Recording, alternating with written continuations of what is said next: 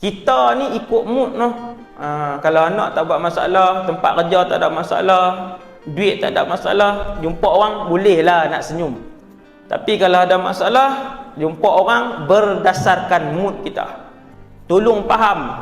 Kita kata kat orang kan, aku tak senyum ni apa kena faham Oh, dia abang siap dah.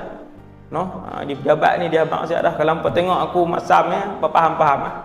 Untuk sahabat mencari keadaan Rasulullah tak senyum ni susah. Bahkan kalau orang sedang menghina Nabi, Nabi akan melihat dan Nabi akan senyum kepada orang tu. Hadis ni hadis sahih. Diriwayatkan oleh Imam Tirmizi dengan sanad yang sahih.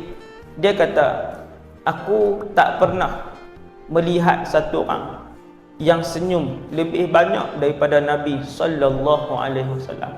Dia tak sebut aku sentiasa tengok Nabi senyum seorang-seorang. Tu bahaya. Tuan-tuan, bukan niat tu. Abdullah bin Haris bagi tahu ni, aku tak pernah jumpa satu orang yang paling banyak senyum daripada Nabi sallallahu alaihi wasallam bila jumpa orang lain.